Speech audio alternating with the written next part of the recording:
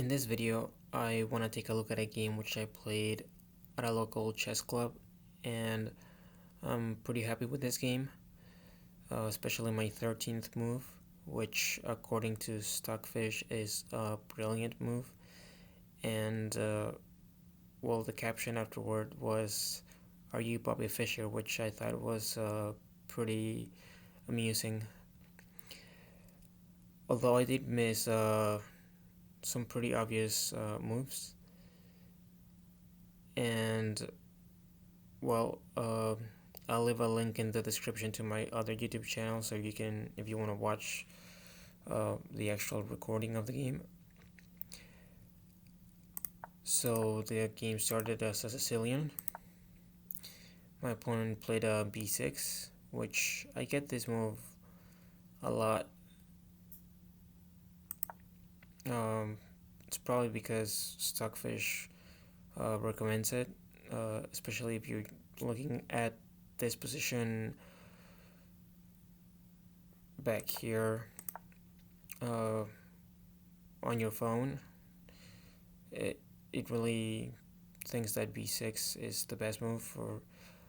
So it's not until you look at it a lot more deeply that other moves come into its top recommendations. So I just continued my development. If my opponent wants to take the pawn, he can have it. And here I played e5 because my pawn is being attacked. One of the engine suggestions, not Stockfish, but a different engine, is this variation, which is apparently pretty good. And here my opponent captured the pawn. So now I play d4, which is the whole point of playing the wing gambit, to have control of the center. And here again, just continuing my development. This move I found quite strange, and I don't think it's very good for black, although it's not, according to the engines, terrible. But here I just well played a3. Now that the knight is blocking the diagonal of the bishop, I am threatening to recapture the pawn. So my opponent goes knight d5, which protects the pawn two different ways, with the knight and with the bishop. But this violates the principle that you shouldn't move the same piece twice in the opening, so I'm not so sure about this move, even though, again, the engines don't think it's a terrible move. And well, here my opponent decided to just take the pawn, and well, I took with the knight.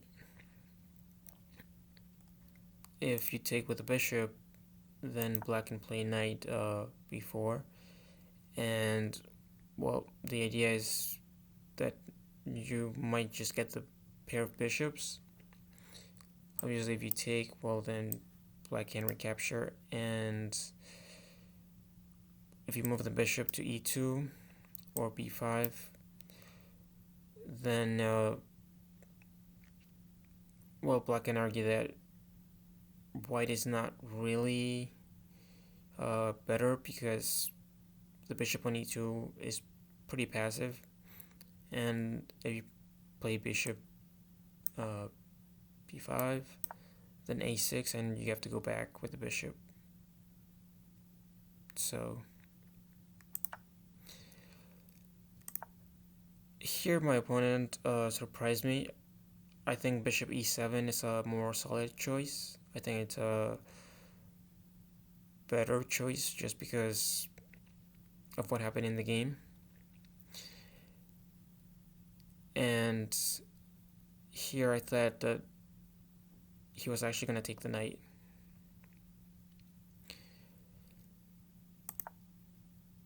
And, well, here I played bishop g5, which is a slight inaccuracy. There's several moves here. Probably the best is knight c3. But something like queen c7 is, I guess, also playable. The engine prefers queen c8. I'm not sure why, but I think queen c7 is a more human move. And here my opponent goes back, so again, you're wasting time. You move the bishop twice, you move the knight twice. This knight is still not developed. White has more development, white has castled. So I think white has more than sufficient compensation for the pawn. And here I decided to trade bishops because, well, my pawns are on dark squares. And, well, after the trade, these, not this square in particular, but also f6, are going to become more vulnerable. So I think taking with the queen is just not just the more natural move, but just the better move in general. Although the engines think that taking with the knight is actually the best move, and you will see why in a moment. Here I went knight b5. The idea is, well, I'm threatening this check, and after the king moves, then I just take the bishop. The other threat is to take the pawn. And, well, the engines prefer to go back with the knight to take the bishop, because now you can play knight c8, which stops both knight d6 check and knight takes on a7, or rook takes on a7. Instead, my opponent castled, and here my original idea was to just go to knight d6, but my intuition sort of kicked in, and I thought that the bishop sacrifice was interesting, and after looking at it, I thought that it should be winning, and, well, Stockfish agrees. And it doesn't really matter which, well, you kind of have to take. If you don't take it, you're still losing, so you might as well take the piece. Knight g5 check. My opponent went king g6. King g8 is also losing, but it's not that simple. Bishop e4, stopping queen h7 mate. After you take knight f5, and it looks like black is pretty much defended everything,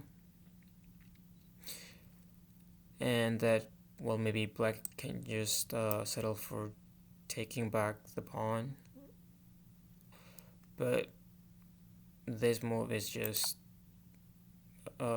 pretty incredible. Knight f6 check. You have to take the knight. There is no square because the queen is controlling this file.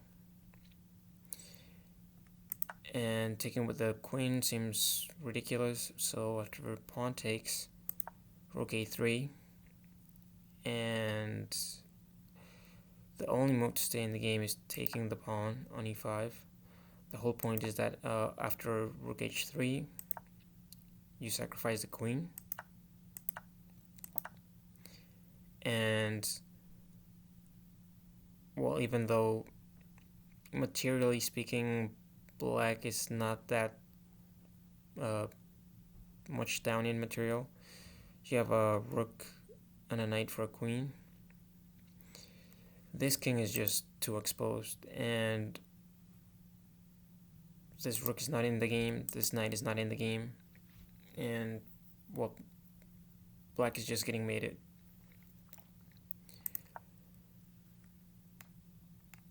So after this, my opponent won f5, which I've had in several games. Opponents do this when I sacrifice on h7. Here, queen g3 is stronger than what I did.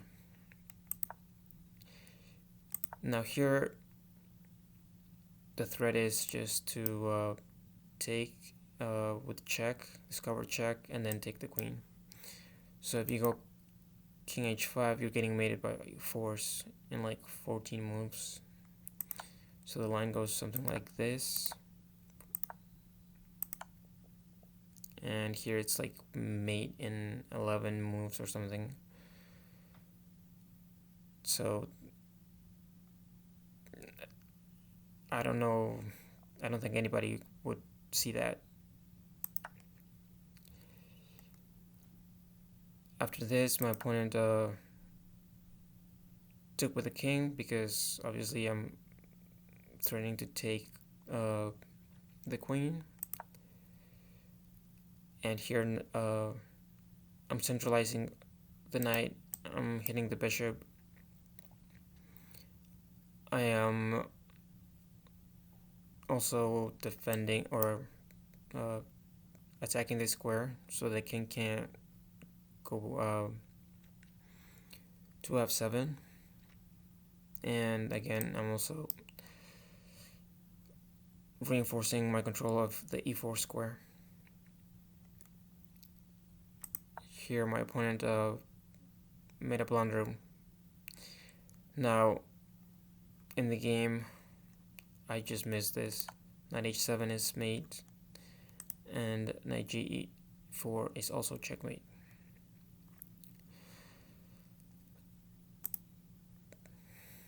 I mean, it was a 10-minute game, so it happens. And after knight f5, I'm still much better. I mean, this is still winning, but, you know, missing checkmate in one.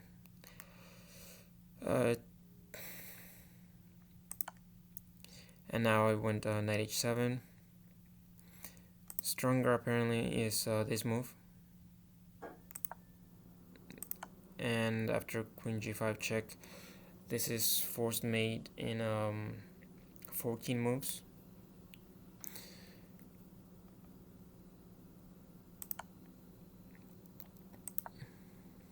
And well, here I finally decided to take the rook, just win the exchange. Much better is just to take the knight, because now I win rook, just a whole rook, as opposed to just the exchange. But this is still very good for me. My opponent took the knight, and here I just went back with the knight, which apparently is not the best move. The best move was queen f4, but that's a very difficult move to find, even if you had more time on your clock. And here my opponent made a blunder. King c7 was the only move to stay in the game. And after d5, which is a very good move, the engines give it an exclamation mark. Obviously you can't take with a pawn because you lose the knight. And after this, well, I take, and here my opponent took quite a while. Apparently he didn't want to take the pawn, but the knight's hanging, and if you move the knight, well, pretty much any move is winning for white. And after this, my opponent went here, and when I first looked at this game on my own without the engine, and I saw this position. I was like, why didn't I just go rook e7 check? It's like so obvious. But during the game, sometimes you just miss things. Instead, I played rook d1, and here my opponent went here with check. I cannot take with a rook because I get mated. So I have to take with the queen. Although my opponent had another move, knight takes e6, and well, this is still losing, but I mean, it's still a position. It's not like you're getting mated by force or anything like that. So this was definitely an option. And here my opponent, I guess, thought he was winning, or at least I don't know, because he was surprised when he saw this move. And check, and here my opponent blundered, and well, here he resigned. So anyway, if you like the video, give this video a thumbs up, and thank you for watching.